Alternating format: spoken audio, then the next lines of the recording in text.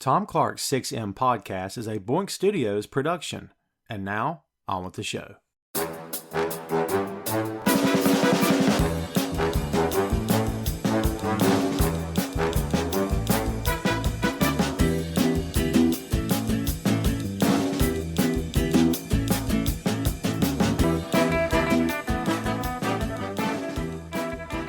Hey, what is up? Welcome to Tom Clark's 6M podcast. I'm your host, Tom Clark, and in this episode I'm joined by co-host Phil Lindsey. From the world of hip-hop comes one of the most legendary rap albums of all time, featuring an innovative and stylistic group on the cutting edge of the genre, delivering a sophomore effort that combines social commentary with jazz beats, solidifying A Tribe Called Quest as a top player in the music industry.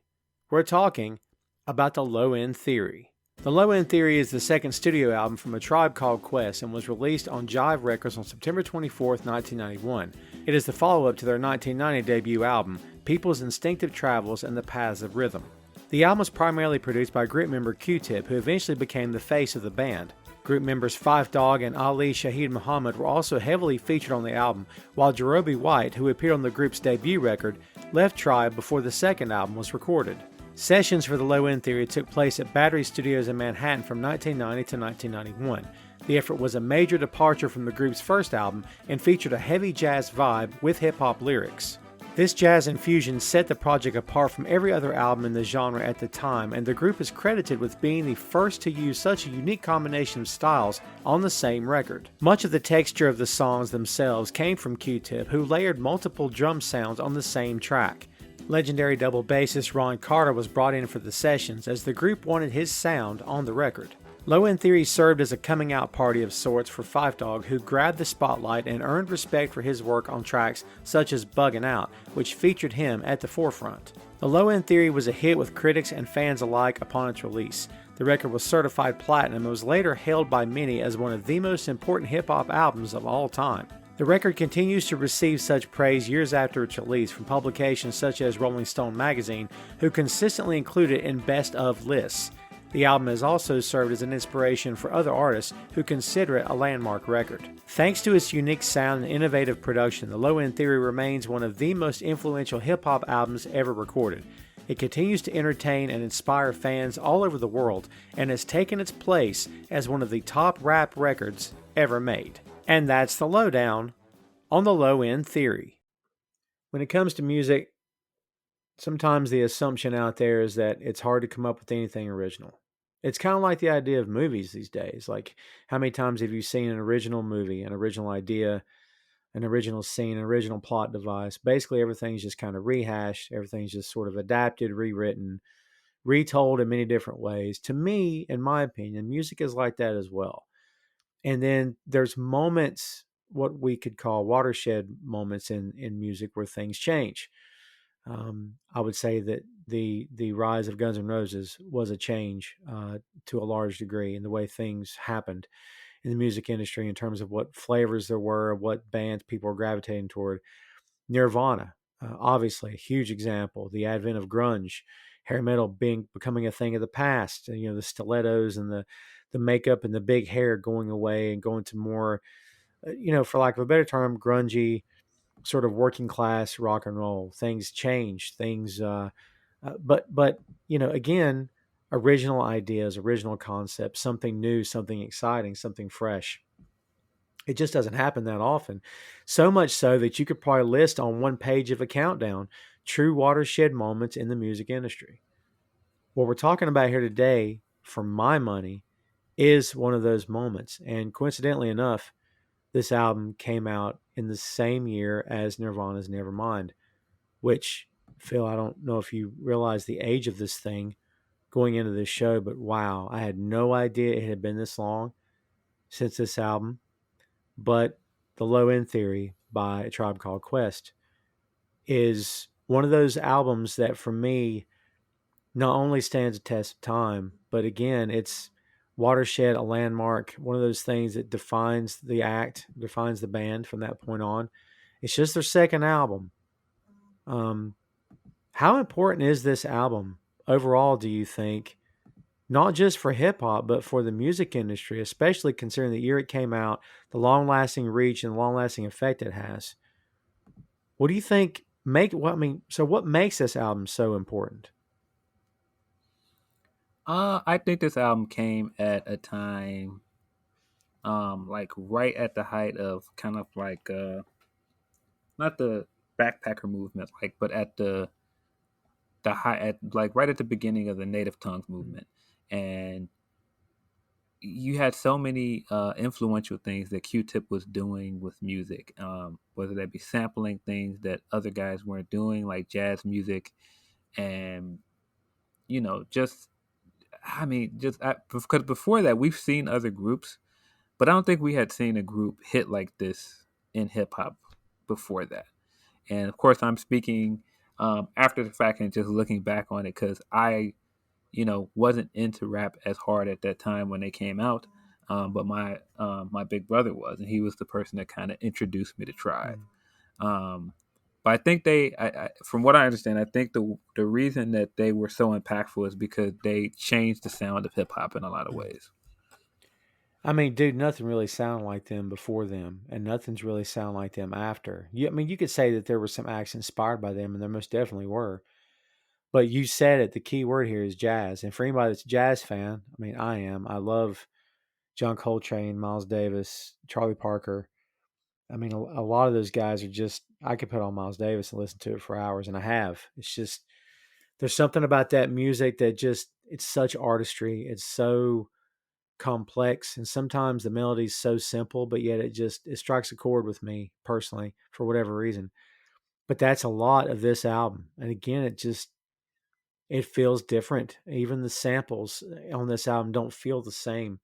I mean, the idea that they're going to take the pops and scratches out of this, as the producers tried to do, the guys that worked with them on this album, uh, trying to clean it up and make it sound as sharp as it possibly could. And I think it definitely shows. It's not the typical rap album per se, in which you can hear where the cuts happen, you can hear where it's the samples put in here and then they're rapping over it. That's not what this is. The samples work so much in conjunction with the raps. It feels like that it's being played live in a studio set and they're just kind of jamming out to it. That's one of the big key differences between this and other rap albums of the moment. And then if even today, if you want to compare it to today, it feels like an actual band in the studio to me. Does it feel that way to you? Yeah, I could see that. I definitely feel like um there was so much care that went into their music. It wasn't just like, all right, let's go and just get any loops to rap over. This didn't feel like that. This felt like there was a effort to make this into like music, and there was a lot of care that went into the craft here. Yeah, and it's just that desire. And dude, I've seen Tribe called alternative hip hop, alternative rap. What's your take on that? Are you okay with that label? Does it matter to you? Because over the years, I think the idea of alt rock is kind of gone because rock is rock, and like I don't know why we feel the need to label it. Do you feel that way with hip hop as well? No, I think this is hip hop music. Like I think this is rap music. I don't think you need to label it alternative. I think it stands the test of time, um, and I think trying to label it something other than just rap music kind of devalues its impact at the time. Dude, putting the word alternative in front of anything, in my opinion, does immediately send a flag up. The flag, it's not a bad flag for me personally, but it could be for someone else. It's almost as if saying, oh, wait a minute, this is not what you're used to. This is alternative. It does kind of put a bad mojo on it right from the get go, doesn't it? It doesn't have to. Like, I never really had a problem with certain rock being called alternative Mm. rock. Um, so yeah, it doesn't have to. I just think that in this case, I wouldn't do that. I think they just were at the beginning of something that sparked the movement. Like I feel like there are definitely a lot of other acts that started to either pattern their science, their sound around what Tribe was doing, or their style. Yeah. Well, Tribe Called Quest kids, if you've ever followed the band, then maybe you know some of their history here. Formed in 1985, which makes me feel older than I ever should. But it's been that long. Queens, New York. Four individuals comprise this band from the jump: Q-Tip, Five Dog, Ali Shaheed Muhammad, and Jerobi White. Now, White, dude, I don't know enough of the backstory here, like intricate details, but from what I've read up on here, Jerobi just, as much as he loved hip hop, he just had another passion. He really wanted to become a chef. And so he left Right. very early on. He's not even on this album, which is kind of stunning to me, considering how important this album was, not only for that band but for hip hop, for the music industry at large. How different, and it's hard to know this, right? How different is this album if Jerobi had still been with the group when it was made? I mean, I feel like Jerobe's touches are still there when you look at if you look at them Mm. visually. Like if you just look at the four of them standing together, um, in like promo pictures, or when you look at Jerobe in the videos, I feel like his presence is there. I don't feel like you said, he doesn't contribute to, the music itself because he never rapped on most of the songs. But I still feel like he contributed to the character and the aesthetic that they were trying to create with their look. Man, that had to have been um, a scary proposition, but yet it's one of those. It sounds cliche to say it, but it's one of those things where it's like, listen, I've got this dream I want to follow. This is something I really want to do for myself. I've got a passion for it. Man, I mean, in his shoes, I don't know if I could walk away from this. It might be too hard. Like, I don't know, dude. He must have really, really been so into, like I said, becoming a chef that it was just so, hey, this is something I have to go do. I can respect that. But again, dude, if it's me, I don't know if I could walk away from this, to be honest with you. Yeah. Um, yeah, I mean, if your passion's just not into it, I get it. Um, and I mean, I think he understood the importance of the group, and I think that's why he was there for, the creation of it and certain other aspects other than, going in and recording verses. Mm, Um, but yeah, I don't know. I don't know the full story with that, so it's hard to yeah. tell. Um, yeah, he. But I mean, when even like I said, when you look at the videos, like his presence is there. It's hard to think of the videos and stuff without Very Jerobi. true.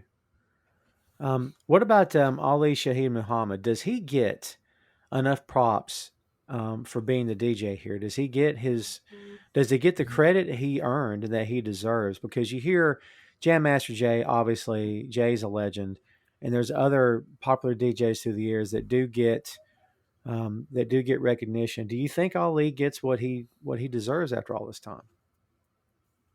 I mean, it's tough because when you look at production, most people credit Q-Tip as the producer for the Mm-hmm. group. But I do think that Shaheed Muhammad also brought things sound wise, and I think you see more of that when the group split up and he did other things like Lucy Pearl and other projects on his Mm-hmm. own. Like he produced um, well, I think he co-produced it, but he was a big part of the Luke Cage soundtrack. Oh, excellent stuff. Excellent stuff. That's a whole other pod. I love that stuff. So good. Yeah, I just don't. You make a good point, very valid point about it. It's, I guess maybe the question is, was he ever shadowed by Q-Tip? Which we'll get into, I'm sure here. Was he ever shadowed, and maybe you couldn't see his contributions until he got on his own?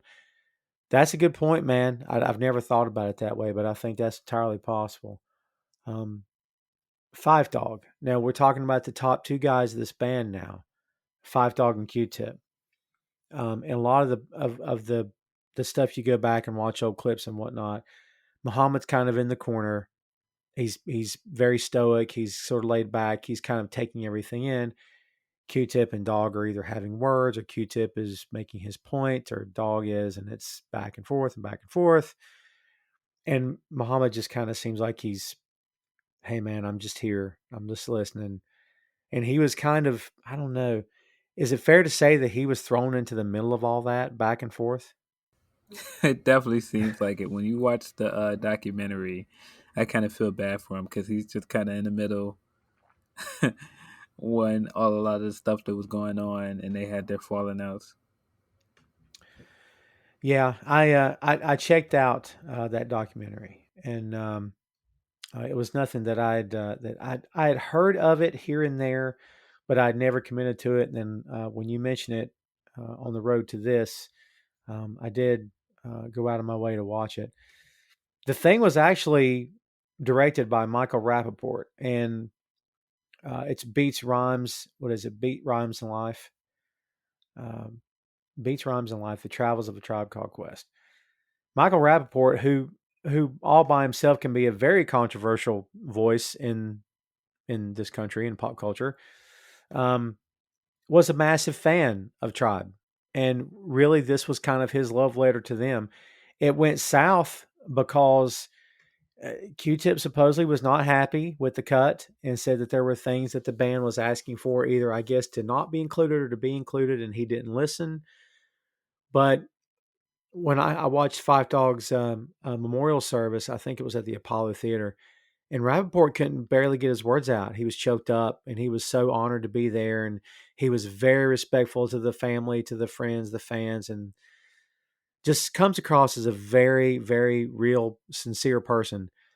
And I'm thinking, man, I hope whatever beef there was is over, because this guy just seems like I don't know, like he just wanted to do justice to the band. But that documentary gets a little uncomfortable at moments, especially when you see the rift that developed between Five Dog and Q-Tip. Man, um, why did these guys? Number one, why did these guys work so well together?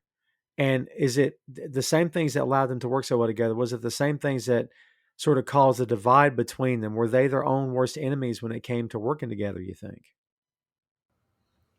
Um, I don't think that they were because I mean, I think that they had a good working relationship all the way through those first three Mhm. albums. Um, it didn't start falling apart until the Love Movement. It seems like. Um, but I mean, I think that that's just that's just life. You have at that point they weren't kids anymore. They were men with their own thoughts with how they wanted to make music and who they were individually. And sometimes you just drift apart. Sometimes relationships fracture, and then you come back together and work it out. And a lot of it seemed to have something to do with Dog's issues with diabetes, because it became a very real thing for him, and in the end, it was what sadly uh, took him from us. I mean, he's no longer with us, of course, but he died from complications of diabetes. But a lot of what was going on supposedly was that Q-Tip thought he wasn't into it. He wasn't bringing the energy to the tour and everything. But the truth is, this guy was in pain, and he was struggling to keep it together. And I felt like a lot of the issues that didn't help. And then plus the idea that Q-Tip was sort of coming out in front of the band. The statement was made that they kind of felt like this was becoming Q-Tip and a Tribe Called Quest instead of just a Tribe Called Quest. Was Q-Tip doesn't view it that way, but you and I did the Let It Be episode of the 6M here, and we kind of alluded to the fact that it was becoming Paul's group at that point. He was trying to wear all the hats and running the sessions in the studio for Let It Be, the album, and it just started to feel like, yeah, he's a little too much. But he never viewed it that way. He just thought he was trying to keep everybody on point. Is that where the biggest issue here is, you think, maybe with Q-Tips, that he doesn't understand maybe how he was coming across at times with these guys? I can see that. I think that he was definitely a guy that wanted to do things his Mhm. way. And I mean, there's some similarities between him and Paul in that way that he had his idea how he wanted the music to sound, and he wanted things to be done his way. Like, I mean, in the documentary, they talked about how um, Fife moved to Atlanta, and Tip was mad about it because he wanted them all to be in the same place so that they could, be able to go and record whenever. They didn't have to, deal with people's schedules and travel and all that other Yeah. stuff. So I think in some ways it could have been like a control thing, but I think it was also some stubbornness on Fife's part, because I think Fife knew he had health issues. Um, he knew that he had some other things going on, but he kind of started to resent Tip because Tip, wanted to, whether that be trying to get him to eat better or exercise more, or be on a schedule. I think he just started to resent him, and I don't know if that's necessarily fair. But again, I feel like that's a guy that you grew up with, and now you know how that could go. Who is this guy to feel like he's running things? Right. Like, I'm an adult just like him. I can do what I want. It's a shame it went that way. And I don't, before we even get to the album here, not to be a downer, but dude, did they make peace before the end came? Because I don't know the answer to that. Oh yeah. They made peace by the end of the documentary, and they were back to recording and doing other things. Well, it felt that way, but at the same time, it kind of felt like there were things hanging. I mean, I'm glad they did, but you know, Yeah, I mean, I don't think that they had a flawless relationship, but I think they had reconciled past that Rock the Bells part as a documentary where they had that big fight backstage. right, right. Um, I think that they were back on the same page. Yeah, and man, man, when Fife passed, that was so sad because it was just like they had. I feel like they had just announced certain things, like they were going to come up with the most recent album they released. Um, and he had been struggling with his diabetes for so long. He had, the kidney transplant. Man, it just, and I think just what Fife represented to the group. Um, he just kind of represented like this youthful exuberance that Q-Tip did. Like, Q-Tip would come in with like this, straightforward and almost esoteric way of doing things. In some ways, like, you could compare him to the Andre 3000 of the two of them. Ooh, But then when you look at um, Fife was like an everyman in some mhm. ways. Um, Man, it just, so it was easy to relate to him. It just, yeah, it was sad when he passed. It was really sad. It kind of felt like Q-Tip. This came really easy for him, and he was such a perfectionist, and he was such a genius at a lot of this stuff. And then Dog was more like, well, like you said, he was the everyman. He was the guy that maybe this doesn't come naturally for him. He has to work at it, but man, when he's on his game, he's hard to beat, right? Yeah, yeah, and I mean, I just think they made such a great duo because they played off each other so well. Like, I feel like their strengths, um, accentuated the other's weaknesses, and weakness for a lack of better words. Um, but yeah, I just feel like when all is said and done, like, I feel like they're gonna go down as one of the best tandems in rap. I agree with that totally. I can't agree with that more. Well, let's dive deep into this album. This is again 1991, kids. If you're keeping track, it's a big deal. Nothing from my money sounds like it before, and some stuff has tried to sound like it afterward. Whether it's been blatant or it's been inspired, and I'm sure a lot of it has been out of respect, and I applaud that. But this album kicks off with Excursions, dude. There's some gems on this album. What a way to kick this thing off. It's Q-Tip up in your face. It's a simple beat. It's a simple rhyme, but man, I freaking love this song. I think this is one of the best tracks on the album. I mean, this is the way to kick off this album, isn't it? I think it's very, just very stylistic. I think it's awesome. I don't know, man. I don't know about you, but I remember where I was the first time I listened to the album, and the first time I heard Excursion. And just like that bass line, like you said, it's very simple, but that bass line that just drives the entire song. And just like the opening line is probably one of the most iconic openings for both a song and album, with the back in the day when I was a teenager, before I had status and before I had a pager. It's just so dope. Yeah, it is. It really is. It's got, well, it's got a hook. It's like any good song that you immediately start, like I was listening to it before we started recording, I'm bopping my head to it. Like you do stuff and you unconsciously, subconsciously are doing it. You don't know you're doing it. Like I couldn't stop moving my head to it. God, it's so catchy, man. It's so, once it gets in your head, it's in your head all day. It's so good.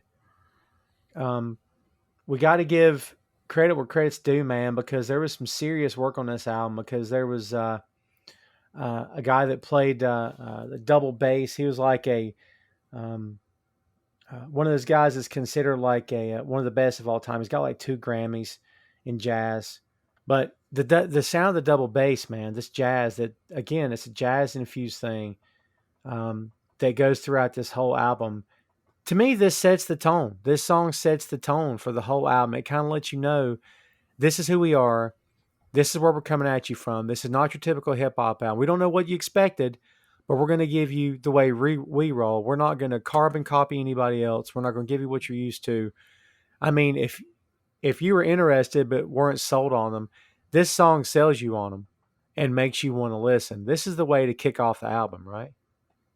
Yeah, I mean, again, like I just feel like that opening, the opening Q-Tip lyrics on this record are just like, I feel like it's a representation of, who the group was, who Tip was. Um, Man, it's just such an iconic intro, man. Yeah, it really is. Again, it hooks you. It gets you. It totally gets you into it. Common called Q-Tip, Charlie Parker, which Yeah, is, I think that's very fitting.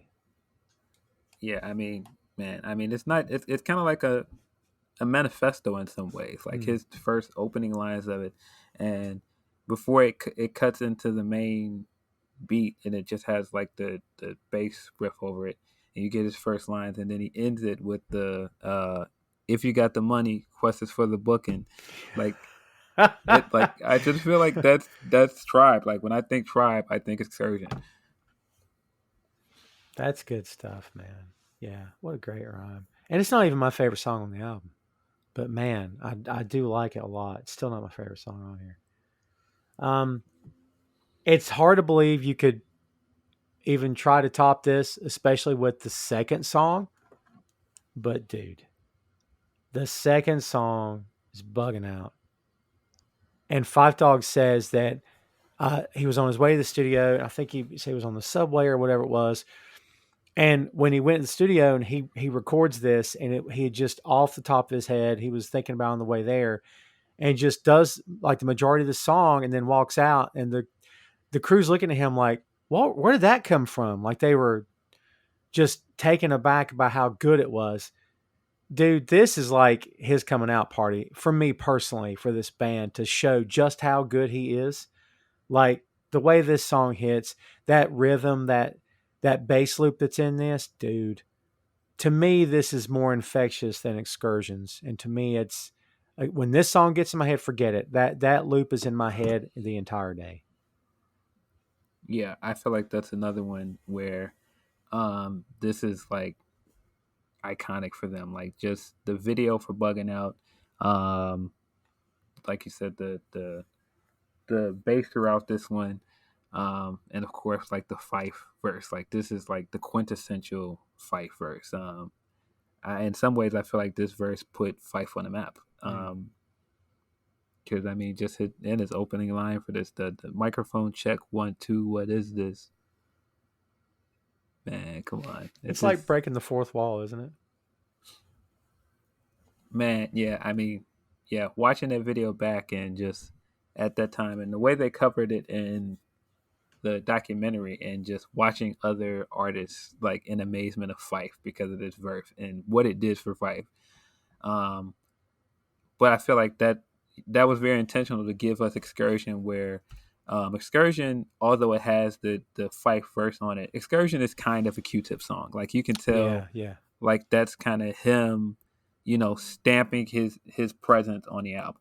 And I feel like Bugging Out is Fife's coming out. I don't think it hurts anything that their voices are so distinctive. Like Yes. I've gushed on this pod before about MCs who have a very distinctive voice. Method Man, Chuck D, just guys that you could pick out of a lineup. You know immediately who it is. Like Snoop Dogg. No one sounds like Snoop Dogg. Um, Yeah. and to me, that's Q-Tip. Like, but Dog is very good, but he's good in his own way. I think that helps, man. That they're so unique from each other too. Yeah. I think it's Chris Lighty in the documentary when he's like, Q-Tip's very low, but Fife is very high. Yeah. That's a good way to put it. The third track on the album, as we are cooking with gas here, Rap Promoter. And again, Phil, they slap you in the face with this hook, with this nice little riff. It's got that 70s sort of funk pop happening. Um, I really like this song. I'd like to tell you I know the story behind this, but I don't.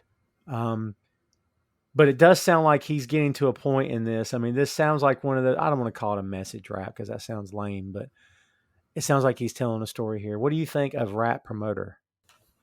Um, yeah, I mean the riff for this thing is just so good, man. It's like clearly like funk inspired, like you said.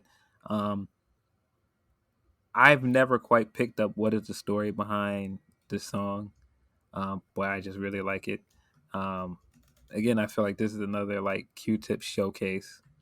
Um, but man, it's just you get an idea of what makes Q-Tip special on the song. Like not only his verse is good, but it's just like he does all of his sing-songy stuff on here, and he's Yeah. just so charismatic and so likable. He's just such a smooth guy, and that's why I'm like, it's not just that Q-Tip. He's so fascinating. He's such an introspective guy. He's so esoteric in some ways. Um, Very much about the culture and pushing like Afrocentric and other different styles for it. But at the same time, like he's smooth, and you see that several times throughout this record. Just you can see that like this guy can walk in a room and slick talk anybody, and he can get women. He can be among guys and look cool. Like he's the cool guy, and that's like I said, when you got Fife standing next to him, like Fife is like Fife is like this hyper, upbeat guy, and then you got this other like smooth, tall, um, creative guy. It's such a different, it's such an interesting dynamic. Every time I think of this, like I think of him doing his "Sweetheart, we ain't going out like that." Yes. Is this, I mentioned Chuck D. Is this similar to Chuck D and Flavor Flav, maybe? That sort of chemistry? I feel like it is because you've got somebody in Fife that is, you know, very hyper and very upbeat, and then you've got somebody else that's a little bit more straightforward um, in Q-Tip, but of course, not as militant and Right, um, right, right. yeah. But I do think that they're like tonally they're similar. Yeah, I can see that. Yeah, they're two very unique personalities, two very unique perspectives, and two very different people. But yeah, when they come together, man, they make magic, and it's evident. It's so evident on this album. Track number 4 is Butter, and dude, there again, this is becoming a theme for me. 4 tracks in, another hook that I can't get out of my head. I think Dog is very good on this. Um, don't know if I would say he's as good as he was on Bugging Out, but man, it's really good. For me, he makes this song. He is this song. And I think Q-Tip, the story behind this, I believe, is that Dog wanted this song and that this song was reworked because he wanted it. And Q-Tip, it only comes in on the chorus. I think that's the only time you hear them. I don't think this song works if it's a back and forth and a call and answer rap session. I think it's better in his hands. I think he serves it well. I think it's his song. Yeah, I agree. I feel like in the same way that Rap Promoter is a tip record, Butter is a Fife record, and like it has like all of his style on it, but then um it has like this really great production on it, and like has all the smooth hallmarks of Q-Tip's production styles. Like so, even though Q-Tip never raps on it, like you can this feels like it doesn't feel like a solo record. You know what I mean? Like it doesn't feel like Yeah. this is just something that Fife could put on his own album because it still feels like a Tribe song Yeah. because you could clearly tell Q-Tip's touches in the production and of course he is on the hook. Yeah. It does feel that way. But man, he owns it. Like he owns it. And I don't know if he thought of himself this way, if he ever envisioned himself being on stage by himself with just a DJ, if that was something he wanted. I could see it. I mean, we're so used to seeing him in the band dynamic, but man, on the strength of this, it just makes me wonder, like, did he ever have a solo project that I don't know about? Yeah, I know Fife has had solo records. Yeah. Um but it just still it doesn't sound like this. Like most of their stuff apart doesn't sound like anything off the Tribe albums. Yeah, it's just a different mix. It's just a different sound. But yeah, I don't know. I think I just love the idea that they established from the jump, hey, this isn't just Q-Tip's band. It's not just his album. This is Dog's album too. I love that idea, man. Like we go back to John and Paul. Like it's like the idea of Abbey Road. Like side one was John's and side two was Paul's. It's kind of how they ended up toward the end. Was like, look, you take this, I'll take this. But we didn't get that with these guys. It was, again from the jump, 4 songs in, we're very clear that this band belongs to two guys, which I really like. Um, Track number 5, Verses from the Abstract. Dude, maybe you know the answer to this because I don't think I know. This whole Abstract nickname / persona for Q-Tip, where did this come from?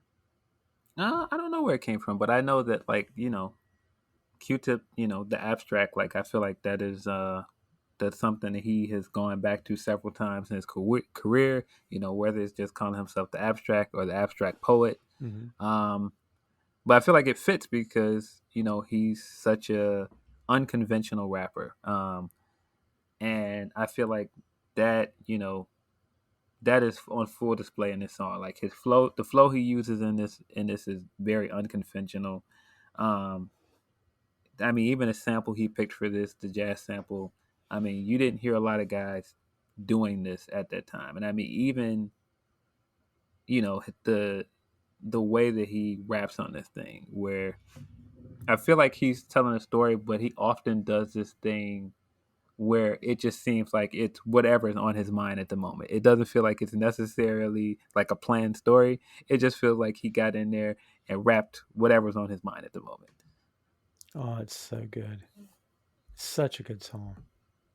Um, and it's let's see, the woman that you hear is Vinia Mojica, and man, I hope I'm not butchering her name. Singer songwriter from Queens, um, worked with the Native Tongues Collective, obviously. Uh, Ron Carter is on this, the double bassist. So apparently, this is not. Now, don't quote me on this. This may be sampled, or it could have actually been him. I mean, again, the guy has 2 Grammys. He's played and appeared on over 2,200 recording sessions in jazz, making him the most recorded jazz bassist in history. Yeah, it's an impressive song. I really love the song a lot. And again, I'm with you. The whole abstract thing fits. He's used it a lot in his raps. He appeared on Ill Communication. The Beastie Boys were fans of these guys, and I think it was reciprocal. They respected each other, and Tip worked with him on a track on Ill Communication. He used the word abstract. He called himself the Abstract again. So that sticks out to me. But yeah, it was something that he kind of gave himself like a moniker.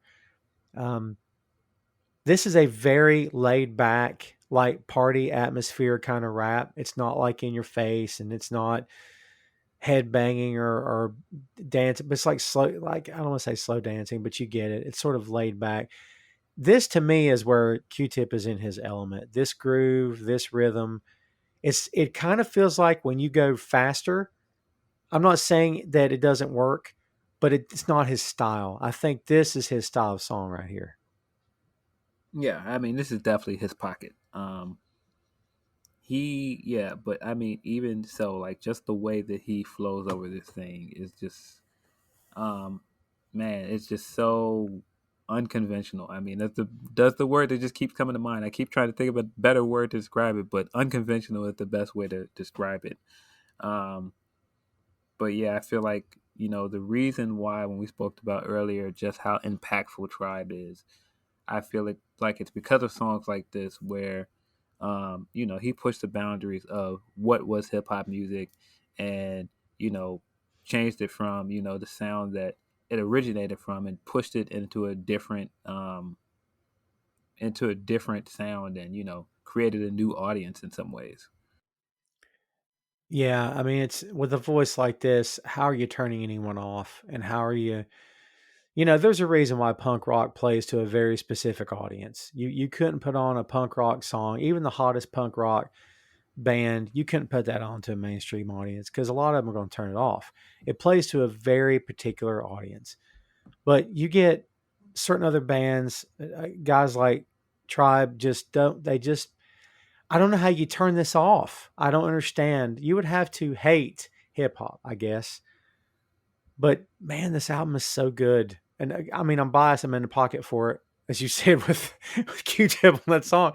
I'm in the bag for it, is what I should say. I really am. Like I just how anyone turns this off and or skips to another album is beyond me. I just think I think it's universal in its rhythms, and I think it speaks to everyone on some level.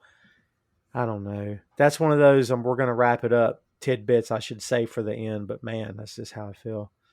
Um, Track 6, Show Business, may be one of the most fun tracks on this. I love the business. I love that constant chorus. It's fun. It's it's it's catchy, dude. I love this song a lot, man. Talk about show business. Um, I feel like this is when you think that era conscious rap, what the De La was doing, Brand Nubians, all these other groups were doing. Like I feel like this was very upbeat, and it still had a message. Um, and man, it just I feel like this is the type of music that just I don't know. I feel like this was the sound. Like this was the framework for what a lot of people would consider conscious rap, I guess. I could see that. Um, it's this idea of we're in the industry, we're doing this for a living, and you're buying this album probably, but yet we're gonna do sort of a roundabout, maybe not critique of it, but it's they're just being honest. I mean, it's is it one of those where we're kind of peeling the curtain back to let you in on something? I mean, how do you take the message of the song? Uh, I would say yeah. I feel like they want to give everyone kind of like a truth about the industry, while also existing in it. Uh, yeah, of course, this is the this is the birth of the famous line, the industry rule 4080. Ah, yes. Yeah. Um, yeah, which I mean, I feel like that's followed Q-Tip throughout his career. Like, I feel like it's probably one of his most famous lines. Yeah. Um, I mean, dude, just the way the song kicks off. Let me tell you about the snakes, the fakes, the lies, the highs. At all these industries, shingdings, excuse me, where you see the pretty girls in the high animated world checking for a rap with all the dough. I mean, again, he's in his element because it's a stream of consciousness. His rap is the best way I can describe it. Like he just, it doesn't feel like he ever takes a breath. I never hear him inhale. It just seems like it's his conversational tone, and that's how he raps. But God, it so works for him, man. I've never really dove. into the lyrics before, but yeah, there's definitely a message here for sure. Yeah, speak on the cesspool. It's the rap industry, and it ain't that cool. Only if you're on stage or if you're speaking to your people. Ain't no when you're equal, especially industry side. Don't let the games just glide right through your fingers. You got into the deal. So Lord Jamar, speak because you're real. Um, yeah, there's some deep stuff going on here, but the way they deliver it, it's not combative. It's not like they don't apologize for what they're saying, but it's one of those where like it's such a catchy song that maybe it's missed. Maybe that's where I'm coming from, is that I kind of missed a lot of the message over the years until I really dove into the lyrics. I mean, that's what happens when you're smooth as they are, right? Maybe you overlook what they're actually saying sometimes. Yeah. And I can't say that I know all the specific lines from it. Hmm. But I do think that this is one of the hallmarks of the group, that they were willing to make music that you could play in any setting that still had a message. Hmm. Yeah, for sure. Yeah. Let's talk about track number 7, vibes and stuff. Dude, this to me is another one of those where these two guys are working together, they're trading, they're going back and forth. It never feels like a competition with these two. No matter what was going on behind the scenes, to me, this never felt like, well, I got to one up him. He's going to do that. I'm going to do this. It never felt like that. It felt like they complimented each other. Like, that was your turn. This is my turn. This song definitely has that feel. And again, it's got that jazz to it. What do you think about vibes and stuff? It's one of the stronger tracks on the record, don't you think? Um, yeah, I would say it's one of the more fully formed songs on the album. It's one of the longest songs on the album, so I Yeah. feel like you get two really good verses from both Fife and Tip. And man, the production on this is just, man, it's it's up there with like some of the best on the record. It's such a smooth laid back groove on this thing, like, and it's not overly produced. It's just basically the same loop, Yep. but man, it works. But I mean, man, that's Tip. Tip had an ear for samples. He had an ear for you know what worked and how to flow over it. Because I mean, man, the way he flows over this beat, and it's not like it's a complicated beat, but man, the way he flows over it is just perfect. Yeah, it's everything works on this. I like how you call it by the most well produced, because it is. It clocks in at 4 minutes 18 seconds. It is the longest song on the album. The only other two at 4:11 is Scenario, which we'll get to, of course. That's the second longest one. So yeah, it was. The other one was Jazz, which is clocks in at 4:11 also. I mean, this shows off just how good these guys are, not just on the mic, but production standpoint. Tom Clark's 6M podcast is sponsored in part by Radius Law Group. Every day, Radius helps individuals, families, small businesses, and nonprofit organizations throughout North Carolina, Florida, and Pennsylvania resolve their legal issues by providing effective legal counsel in the areas of estate planning, as well as elder law and Medicaid. Radius Law holds the radical belief that working with a lawyer can indeed be enjoyable. So give them a call at 1-800-519-5667 for more information and tell them that Tom Clark's 6M podcast sent you.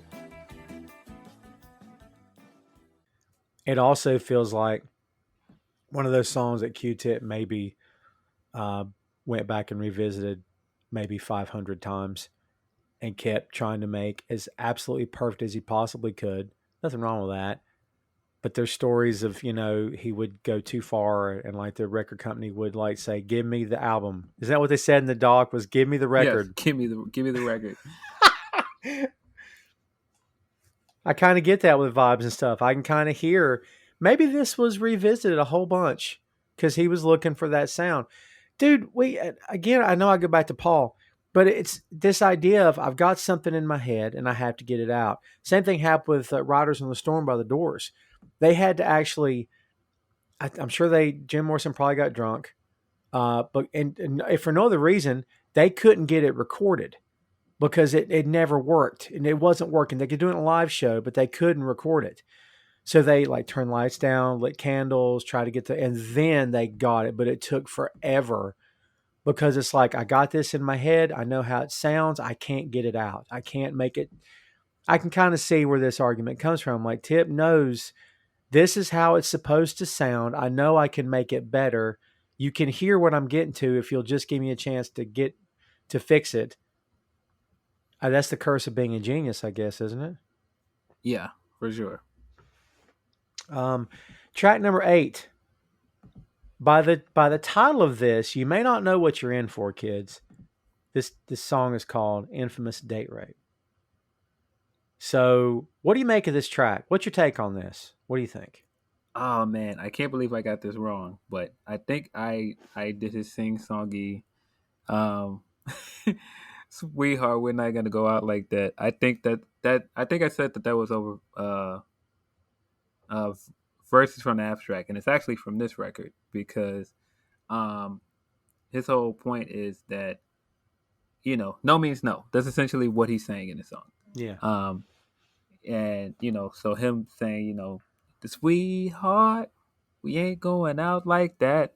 Like, no, we're not. We're not letting anybody in our circle get accused of rape, and we're not. We're not out here. Asking women to do anything that's unconsensual. Yeah, I agree with that. Yeah, it could. Yeah, I hear that. It could be taken two different ways. Because when I first started listening to this particular track, I'm like, I don't know what they're talking about. But yeah, no, I get that. And it's. I'd like to say this is part of the '90s culture. TLC wearing the condoms and this whole got to Yeah, speak up and we're sexually conscious or whatever. But dude, let's be honest. At the end of the day, just be a man and don't take advantage of a woman. Shouldn't that just be black and white yeah, issue here and just be plain and simple? yeah. And I mean, he Q-Tip in several points in his record is basically telling the woman that he's metaphorically rapping to here that you know if you're not into it, I'm not into it. Like, I'm not gonna flip on you because you don't want to do it anymore. If you're not into it, I'm not into it either. Yeah, which is how it should be. Because yeah, it's buzzkill. Not just the sex stuff part, but anything. It's not like if you're with your girl and you want to take her somewhere, or you want to do something, and when she doesn't want to, dude, it ruins it for me. I don't want to do it now. Like, yeah, it's the same thing. Maybe not the exact same thing, Yeah, but yeah, I think you could take that and apply it to different situations, not just a sexual undertone. But yeah, it's a different track. I like the track a lot. Don't get me wrong, especially when you know the message behind it. But again, the music's good, the hook is good, and it works. Um, Track 9 is one of those tracks. Check the Rhyme that gets a lot of attention. And I think it got a lot of mainstream attention along with Scenario. It's God, dude. I'm listening to it now. It's that boom boom, that double bass hit. Man, so good. As a bass player myself, I've got mad respect for this album. And yeah, man, it's so good. This song, dude. yeah. I mean, this is definitely one of them where the bass line stands out. This is definitely a very call and response record. Mm-hmm. Watching them perform it live and standing standing in the front of the stage and moving unison to the check the the check the man. I love Yes. it, man. I love it. It's just one of those records where it's just such a fun record. Um, man, I remember the first time I heard Check the Rhyme, and matter of fact, the first time I heard it, I saw them performing it live on something. I can't remember what it was, and I just was like, "What is this?" It was kind of like the first time you saw Wayans Brothers and you heard Electric Relaxation, because it just it now looking back at it, it sounds like the sound of that era, but now it's just like, I mean, it just didn't sound like anything else I heard at the time. Yeah, it stands out. It's different. We said that a lot, but it's so true. This is so good. And that horn, that breakdown of the horns in the background is so good. It's just perfect. It's, man, I would love to have seen these guys live. I think it probably would have been a very fun show. Sure would have been entertaining, and it would have been fun to listen to, not just watch. I mean, good Lord, this song especially. I don't know. I think this is one of the strongest rap songs of the time, and maybe may of the whole album. I think. I just think it's so good, and I think they're so on point. And again, dude, it's this idea of, I don't know. Do you think when they were doing this, did they know how good it was, or is it one of those things where it comes out, you hope for the best, you've got a feeling it might be okay? Because man, this song is good. This whole album is good, but this song to me is like the epitome of how good this album is. Yeah, I agree. I feel like this is one of the staples for their time together. I feel like it's one of those quintessential Tribe records, kind of like off the first album, I Left My Wallet in El Segundo. It's Yeah. just, it's a quintessential Tribe record. uh, so the next track is track 10. Everything is fair. If you don't like the beginning of this and that hook and that sample, you have no soul because it's so good. And again, the bass is killer. It's freaking great. Man, talk to me about this song and how freaking awesome it is, dude. I love this song so much. Yeah, I mean, you gotta wonder what you're getting into when you get to the beginning, because it's it's like it's such a good chanting hook, but like the way it goes on at the beginning, it's like, all right, like what's the song? And so then once it like gets into the main like beat, man, this album is just so well produced, man. You can't Yeah. say enough about what Q-Tip does for this group, and where they would be without him. It's not a band without him. It's not, because you can't replace him. No, I mean, he can't leave the band.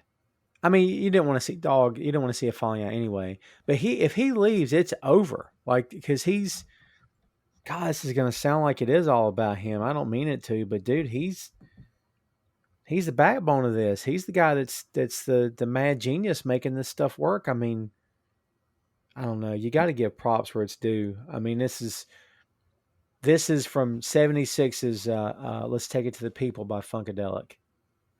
Yeah, man. But I mean, So good.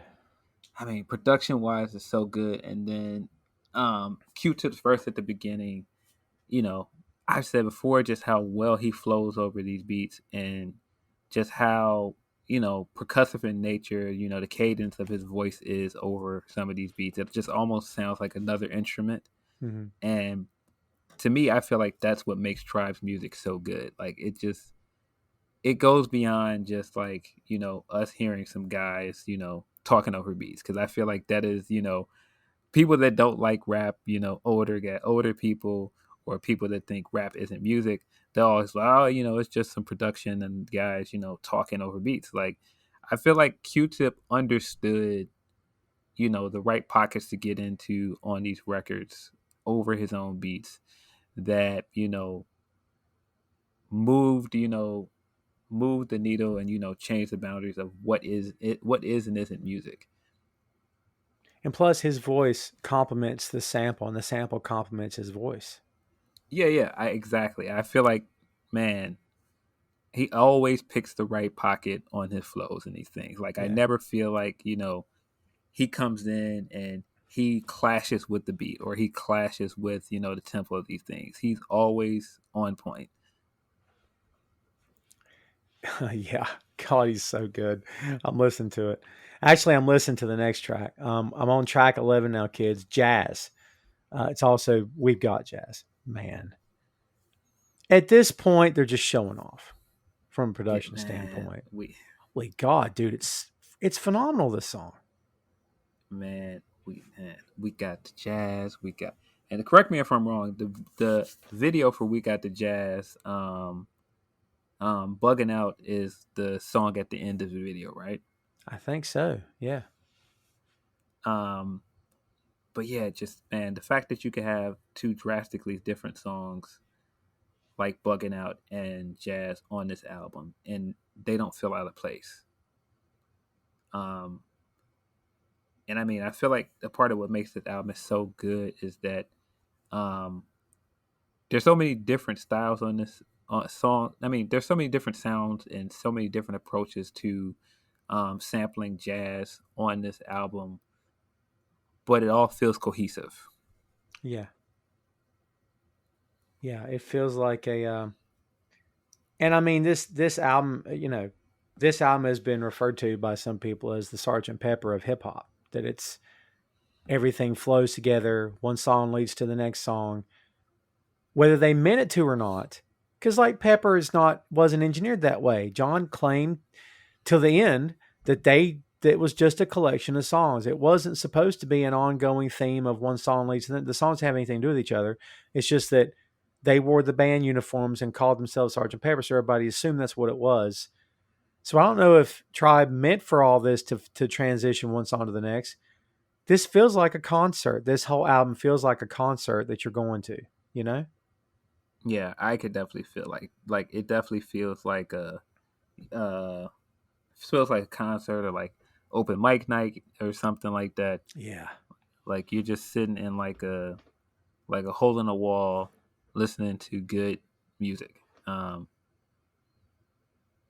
Man, I mean the way the wife Fife starts his verse towards the end, and he does it with the competition that come like ways, and I'm like, I can't do his Jamaican accent that he does on it, but it's just Oh, it's it's Fife, good. like he just Yeah. does it, and he's man.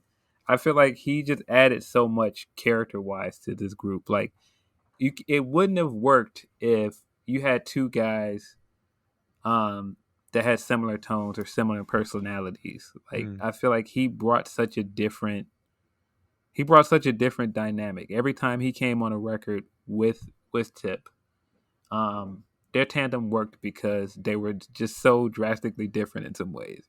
Yeah. Yeah. Wu Tang couldn't have been all ODB on every member. It's not the same act. That's not ODB is taken in doses with meth. It's not this, like you said, it's not the same guys, because if it was, it's an entirely different dynamic. It's everyone's kind of doing the same thing, but God, they're so vastly different.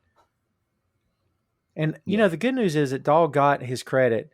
I don't know if he got it when he was with us, but like he definitely gets it now. People are still talking about this guy, and with good reason. Like yeah, I think he's getting the respect now for sure. yeah, for sure. I feel like he had several standout moments on this album.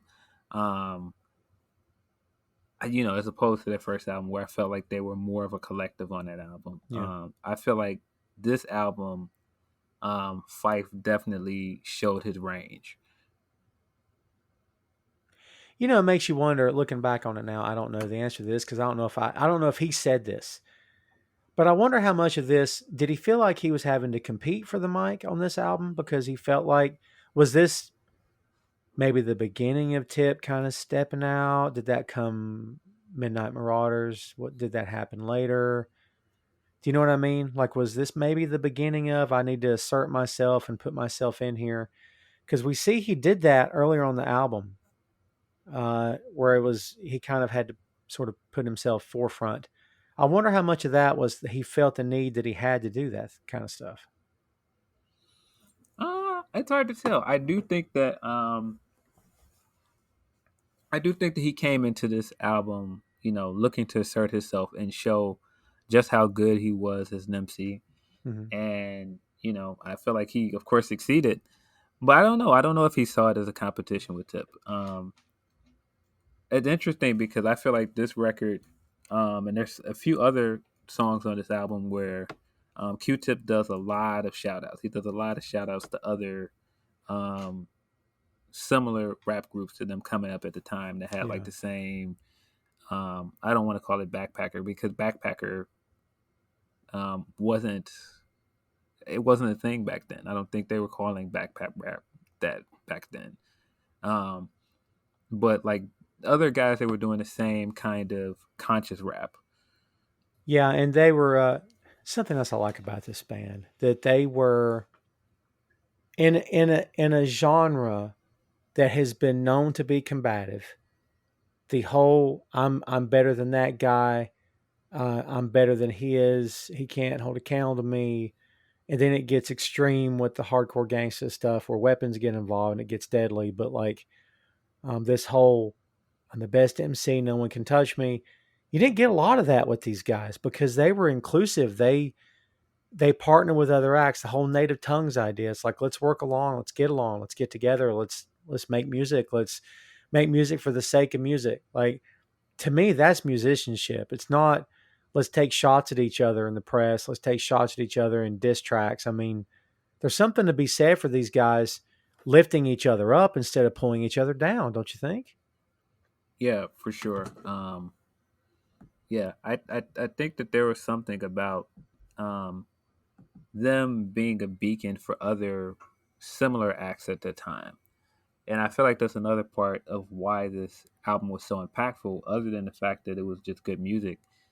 Um, I just feel like it kind of challenged other MCs to raise the bar and make better music. Mm,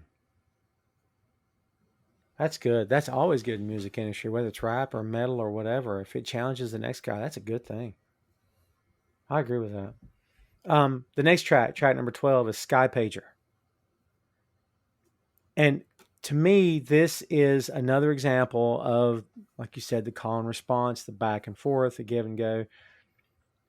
Five Dog's voice on this, it's, I guess the word strong is what I'm looking for. Man, it's got a punch. Like, it not that the other ones don't, but this has more of a grittier feel to it, maybe to me for some reason. Maybe it's the samples you're using. I don't know. But man, I think this is one of the most unheralded tracks on the album. I think it's one of the better ones. I don't know if it gets the recognition it deserves, but man, I really like this track. Yeah, I feel like their back and forth in this song is probably the best out of most of the songs because they had shorter verses. Mm-hmm. Um, I just think the interplay between their verses is like really strong on this song rather. Um,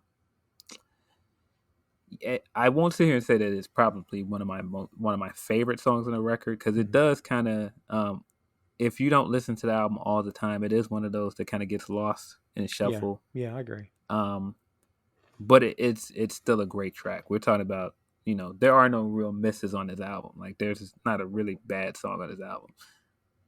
No, God, no. Are you kidding? No, I've neglected to mention my belief that along with 36 Chambers, I don't skip anything on this. I don't feel the need to.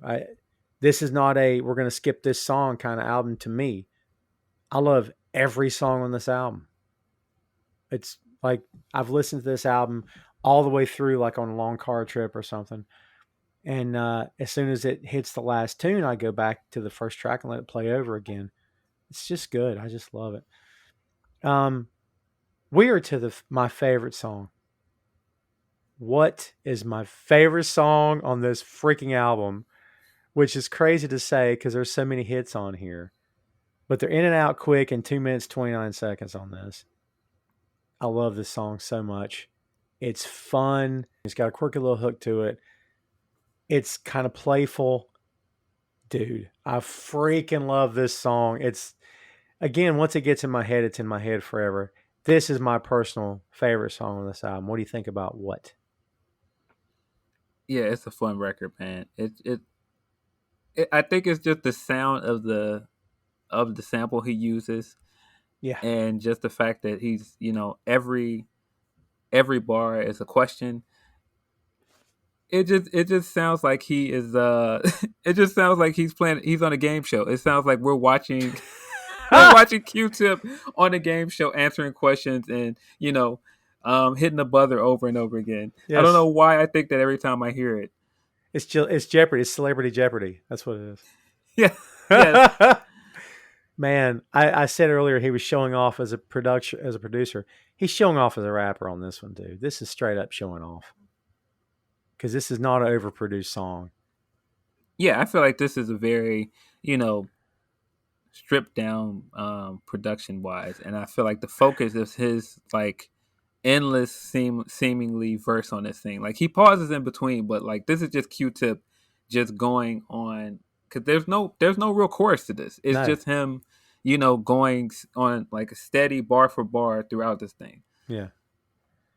And dude, if you can't get convinced 2 albums in by track number 13 on the second album from this band that this guy is insanely talented as MC, this should seal it for you, shouldn't it? This song by itself should seal it for you. This guy's very good at what he does. Yeah, man, this is definitely one of Q-Tip's strongest showings on the album. Um, I mean, he has several songs that are just his song, but this one I feel like this shows who he is creatively. Like he could have easily went the easy route and just added like a added breaks and added like a chorus, but it's just him flowing. Yeah, it's just him. It's just him doing what he does, man. When he's in the zone, there's just no stopping him. Just get out of his way. Let him do his thing. Um, the last song, kids, to wrap up this album. You know it and you love it. You should know it. If you don't know it, how you listen to this episode, because you got to know this album. Dude, I'd like to sit here for the next 10 minutes and gush over scenario. What could I say to improve upon what everyone else has already said about this song? This is an instant freaking classic, this song. The sound, the guys going back and forth, they're having a blast doing this. You can just hear it. God, the sound, the hooks, the sample, man. This song is. I'll just leave it at this. This song is masterpiece for me personally. It's so good, man. I don't know where I can add to it. So, give me your thoughts on scenario. Um, this is probably one of the best posse cuts ever. Hmm. It just is. It's one of the best posse cuts ever. Um, I think opening it with the Fife verse, it's one of Fife's best verses on the album. With the Bo knows this and Bo knows that, but no, Bo don't know Jack because Bo can't rap. Yep. And I mean, it's such a great play off of the Bo Jackson commercial. Man, it's so good. And I feel like that's where Bo. I mean, not Bo. Bo. You I feel like got this. him on the I brain feel like now. this. I feel like that's where Fife shines a lot of times. Is he will take something, um, that is so stuck in people's consciousness, like stuff from commercials, stuff from basketball, stuff from TV or movies, and Hmm. he'll find a clever way to bring it into a record and do this cool metaphor about it. Like he did it a few times on Butter with like when he mentioned Dawn from In Vogue and all these other things that you might know. And I mean, man, starting the verse with that, I feel like that is like one of his like his most that one of his most memorable lines is the bow line from this one. Yeah. And of course, you can't talk about this record without a young Busta Rhymes. Oh my Yes. God, his verse in this thing is just, man, it's still one of those things where you hear him do his feature on this, and it's like this guy is gonna be a star. If you didn't know who he was at that time, you can hear him, and he's just like, "Who is this guy?" Because his voice is so dynamic. Yeah. Um, man, this is just, I mean, it's Busta Rhymes. Like, what can you say about him? Like, he has one of the most interesting rap voices ever. Like, I would argue if you came up with like a list of top 5 best rap voices, you've got to put Busta on it. Ooh, that's a tall order, man. There's a lot of good guys out there, but yeah, I could totally buy into that. Oh man, now I want to do a top five. I'm gonna do a list. Now I want to. I better not. It might get me in trouble. Yeah, I can. I feel that. I can totally see where you're coming from. He does, and this is a precursor to the stuff he does later on his own, which is so fun. I played because I've told you my son is real into modern hip hop, and I'll try to. He will listen to this album. Tribe is one of the few acts that he'll listen to and not ask me to change it. I'm like, what? Like he likes Wu Tang, he likes Tribe, but like I showed him some Busta Rhymes stuff. I said, dude, just give it a chance before you tell me no. So I showed him the video first.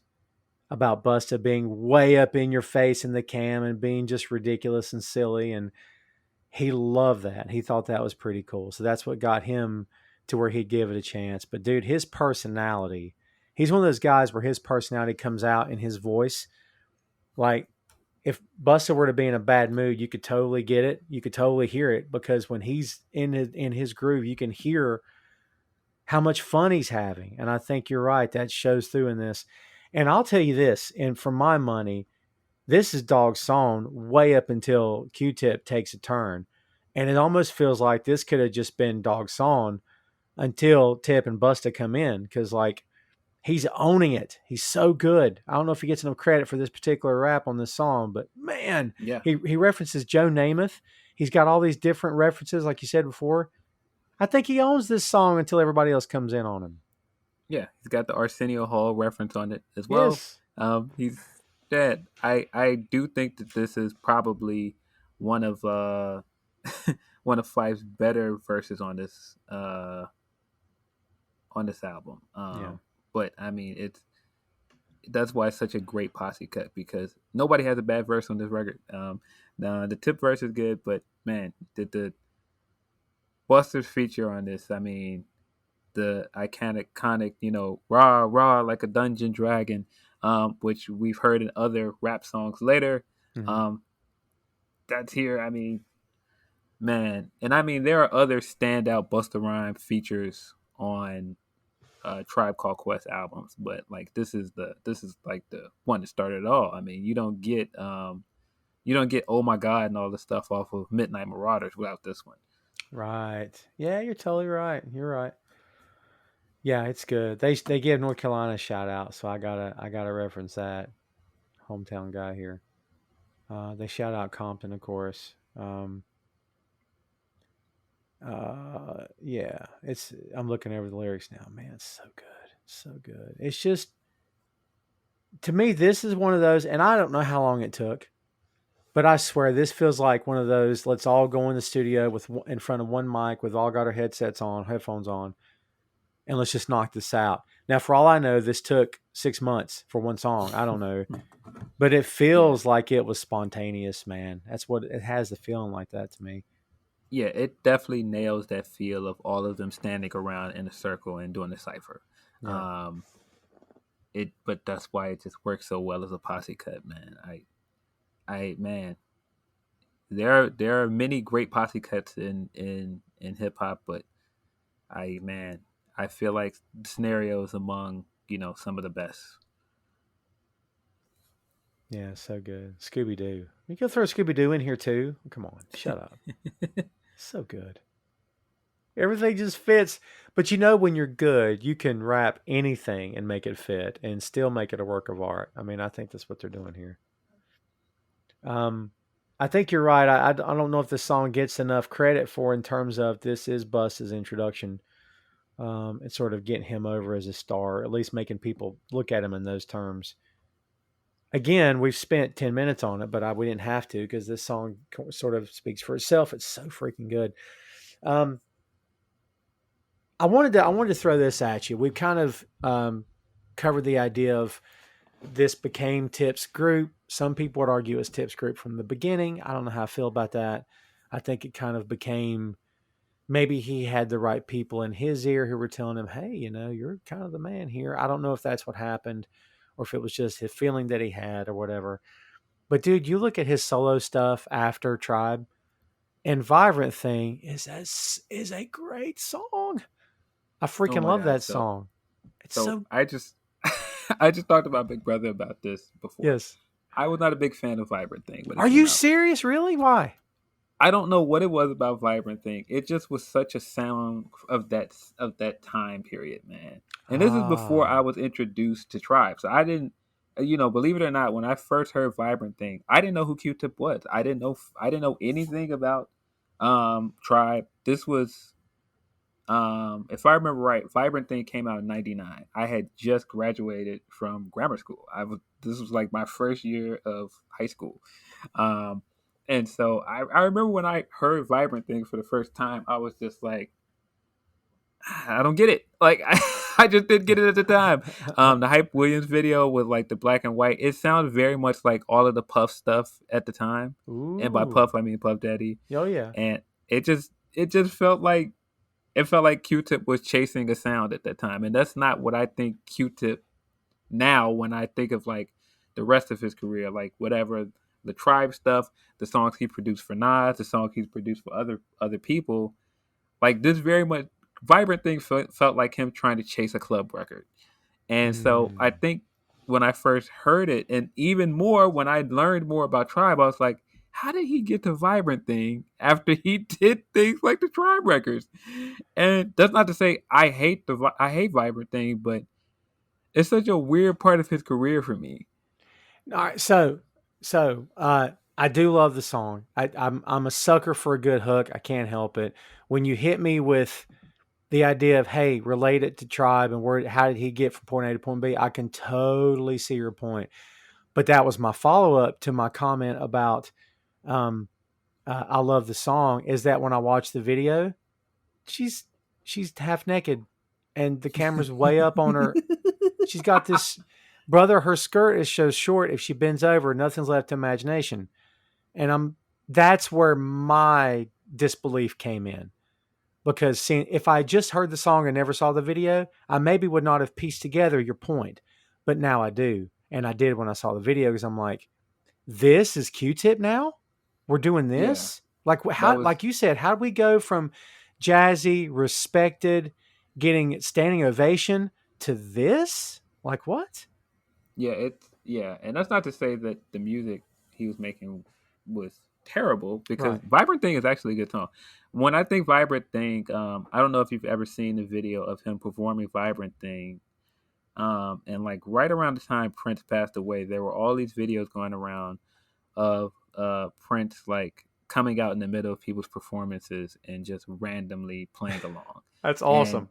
there's a video of Q-Tip performing Vibrant Thing, and Prince all of a sudden walks out in the middle of it and starts playing the guitar solo just out of nowhere. Oh wow. And it's so cool. Like Q-Tip didn't know he was going to do it. He just starts playing. He didn't have his own guitar. He just walked up and took the guy's guitar that was playing along with the band and played the solo, hands it back to the guy and walks off stage and just disappears. House of Blues. It took place at the House of Blues. That's right, House of Blues. Oh. Man, but it's so cool, man. Like the vamp he plays is just so cool, man. And so when I think Vibrant Thing now, that's what I think of. And of course, like I don't know if you heard, but Wale has a song that is Vibrant Thing. Like it's the same beat. It's the exact same beat. Wow. Yeah. So in that kind of beat has been stuck in my head because I've been listening to the Wale album recently, and he has a song on there that's essentially Vibrant Thing. But yeah, I wasn't a huge fan of Vibrant Thing when I first heard it because it just sounded like everything else at the time. And like I said, especially when I relate it to what I know about Tribe and Q-Tip's career, I'm like, how did you get to doing this? It's strange, but no, it's not a bad record. I think if I was older and I was going out more, I probably would have loved it. Oh, dude, I'm tripping over this. I've never seen this before. Oh my God, he instantly makes it his song. Just that lick. Oh, that's so good. That is so good. Yeah, and I mean that crowd's losing its mind. I go back in my mind and I'm trying to figure out, because I don't know the answer, honestly. Is this Q-Tip post Tribe? Was this Q-Tip all along? Was it, I want to flex my muscles a little bit? Is he chasing a number one? Was he chasing mainstream respect? Did he honestly want to do this kind of video? It doesn't feel, and dude, it's not the only video he had with half naked girls in it. It's not the only one. Yeah, So the Breathe and Stop record. I wasn't a yeah, big fan of Breathe and Stop. yeah. I don't know. I'm not old enough to remember a lot of that era. For me, if I remember correctly, Vibrant Things off Amplified, right? Because that's his first solo album. I really like Q-Tip's second solo album a lot. I feel like that's his better solo stuff. Um, there's another song I like off of Amplified that I'm misremembering the name of it. I think it's Let's Ride because it has like a Miles Davis sample. I think it's Miles Davis. I think it's Giant Steps. I think that's what he samples for it. Um, uh, but yeah, it is. And I'm saying Miles Davis, a Coltrane sample. Coltrane, Giant you're Step. right. Yeah, John Yeah, Coltrane. yeah. But yeah, I don't know. His solo career is interesting, and like even when like him and Fife weren't getting along, Fife, poked threw some jabs at the solo album. Like this is what you want to do as a solo artist. Like, Yeah, I didn't dig enough to be honest on solo interviews with just Q-Tip to get his take. I'd love to know the answer to that. Is this really what he wanted? I don't know, dude. Could it be, if nothing else, and trying to give him benefit of the doubt here, is it maybe a case of, hey, listen, I did that stylistic stuff. We made that music together as a band, and I loved it, and that's one part of what I want to be. But this is not Tribe. I don't want it to be Tribe. I don't want it to be me with Tribe. I want this to be something I can call mine. And yeah, it's going to be different, but it's different from me because it's not what I do before. Is it just a matter of I don't want it to sound like a Tribe record? it could be. It could be that he wanted to do something different, and he wanted to do fun party records. He had done the Tribe stuff for so long, and maybe he just wanted to do something different. Maybe so. Yeah. Maybe it's just got I like him so much. I wanted that to be the answer. I don't know. Because it does seem like it's a cop out, man. It's almost like, um, when a female recording artist music stops selling on the next album, she's going to take her clothes off. We've seen it. I'm not throwing shade, but we've seen it, and it's like, okay, I kind of knew this was going to happen. I'm not saying it's the right thing to do, but it's the idea of, hey, we gotta get you back out there. We gotta, and I think a lot of that is scumbag record producers and agents and music industry types who are like, hey, we're gonna doctor that image up. And I don't know if he saw any of that or not. I'm not suggesting he did, but I don't know. I think the guy's talented enough that he didn't need all that gloss and whatnot. But hey, what do I know? I'm not the guy signing the checks here. So, um, but yeah, that's kids. That's the low end theory, and we could talk all day about solo projects, and we've touched on it a little bit. But man, for the group, for the hip hop industry as a whole, for the rap industry as a whole, for music, I'm sorry, man. I think this album, I would say it's definitely a jazzy influence hip hop album. I would like to say it transcends music styles, and I think it could. But I think it just has such a sound that for me to say this transcends music, I think that does a disservice to the sound they were going for, which they definitely achieved. Um, to me, it stands out, man. I don't know. Is it the biggest album of hip hop in the '90s? I mean, that's came out in '91. You had 9 more years. Is there any albums off the top of your head that jump out that maybe not one up it, but that are as important as this one? I don't know if I can fairly answer that question because that kind of wasn't my era of hip hop. 91, I was about 6 years old, so Right. I don't know. And again, I discovered Tribe a lot later in life. I don't know. I do feel like it was the most impactful. One of the things that I've come to enjoy about rap music is when it does bend genres and it gets me intrigued in other music. And I will say that, some of Tribe music and, some other rap artists I listened to later are part of what got me interested in jazz music. Um, and I feel the same way with some rock music. I feel like there are rappers that got me interested in rock acts that I might not have given a chance if I didn't listen to their albums. Hmm. Um, man, I know for a fact that I wouldn't know certain jazz if I didn't hear it sampled somewhere. Good. Yeah. There. Yeah. Yeah. See, I'm a jazz guy, so I can't necessarily say that, but I can't not say it either because I've listened to a lot of hip hop that does have that jazz in it, but a lot of it's tribe, nobody else, to be honest with you. Yeah, I mean it's a chicken or the egg scenario with me. I discovered a lot of jazz, and I went and learned more about jazz after I discovered it through hip hop and just learning about certain guys that were sampled a lot. Yeah. So to sort of go back to the question here, Outkast dropped some seriously fun albums in the 90s. 36 Chambers was 93. Nas Illmatic was 94. Ready to Die was 94. I mean, how in the world are we going to overlook that? Reasonable Doubt was 96. A Tribe Midnight Marauders was 93. The Chronic was 92. Okay. Maybe we can't say it's the best of the 90s, but it's certainly up there. Yeah, I feel like it's a part of what people consider the golden era of hip hop. Yeah. God, it so was. I'm looking. America's Most Wanted.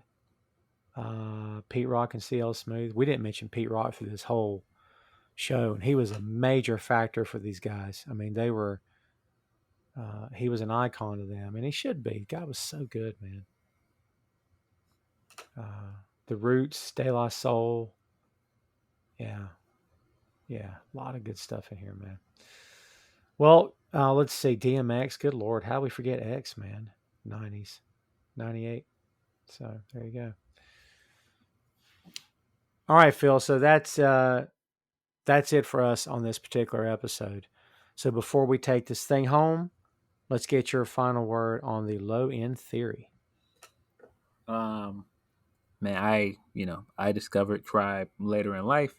I discovered it through my big bro, who is a big Tribe fan, and I might not have understood their impact at the time, but I feel like when you go back and you make a list of some of the greatest rap albums, and some of the rap albums that kind of defined an era, I feel like the low end theory has to be on there. Even if you make a list of all time great albums, and you're looking for that one representative for rap music that needs to be on this on this list, then I feel like it is either the low end theory or End of the 36 Chambers. Those are two albums that I feel like, even if you're not a huge rap fan, you can put that on for someone, and there's something they could take away from it that they enjoy. Oh yeah, dude, no doubt about it. I don't know how anybody. Again, I don't know how you skip. I don't know how you skip this album and don't listen to it. But 36 Chambers for me is the same. There's got to be something you can take off of either one of those albums, for sure. For me, as I said at the outset of this thing, it stands the test of time. It's always going to be iconic. So many good songs on this record. If you wanted to know what this band was all about, this album will tell you. This is it. The jazz infusion, the willingness to experiment with new sounds, the willingness to go there in terms of production and to really go for the throat, make it as crisp and clear as you possibly can and as sharp as you possibly can. And look, let's call it for what it is. Q-Tip's perfectionism helped shape and sculpt this band to what they became. And we can talk all day about the rift between he and Dog, which thankfully was repaired. And we can lay blame at Q-Tip's door all day. Some of it I know is deserved. Other of it, I believe, is circumstances, misunderstandings, things that maybe people regret they said and did. All the above. We're only human kids. We rub each other the wrong way, and it happens, especially when you're as close as these two guys were.